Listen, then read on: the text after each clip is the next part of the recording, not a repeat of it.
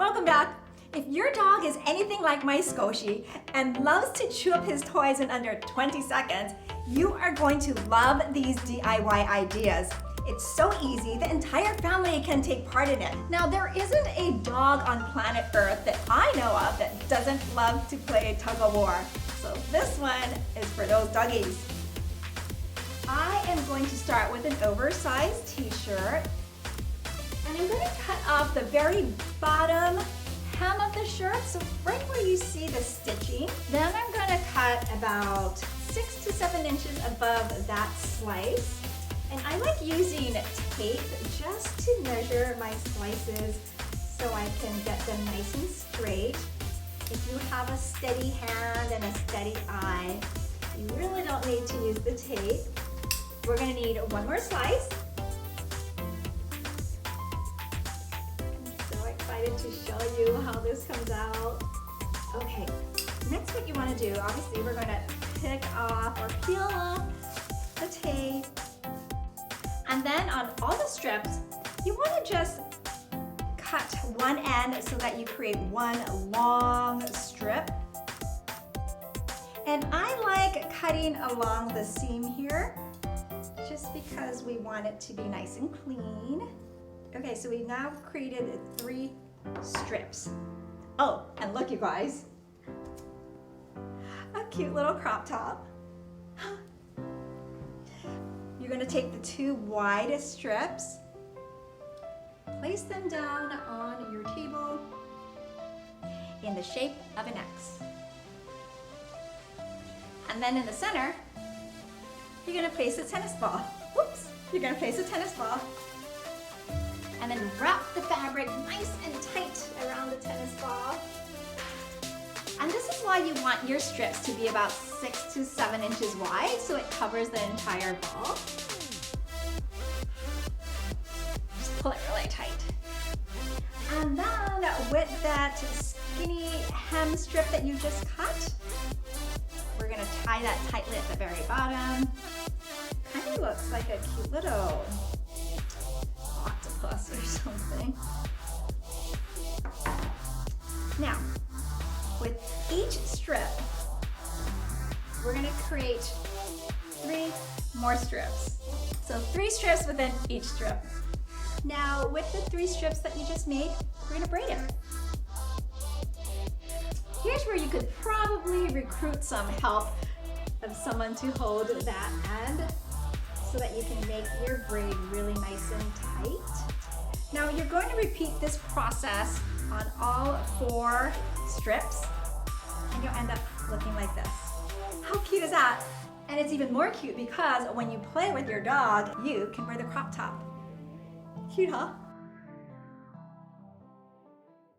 Next one is called a no-sew heart. Now, you can use this as a pillow or as a toy, kind of depending on how large you make your heart. You want to make sure you pick anti-pilling fleece.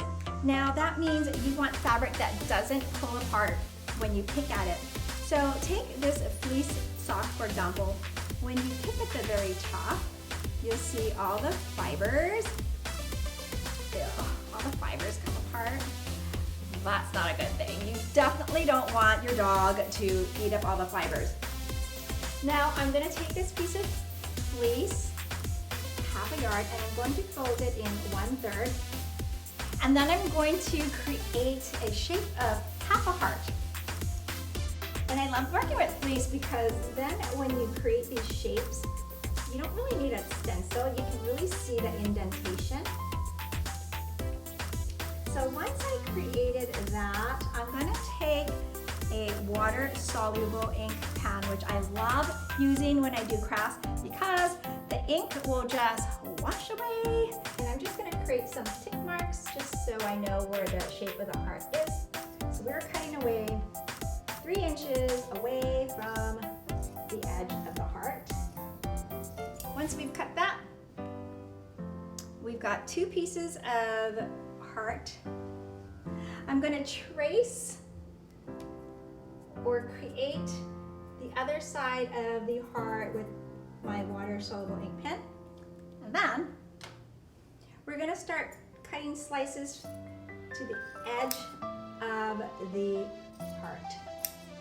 And once you've sliced them, now you're going to do this all around. And then you're going to tie a knot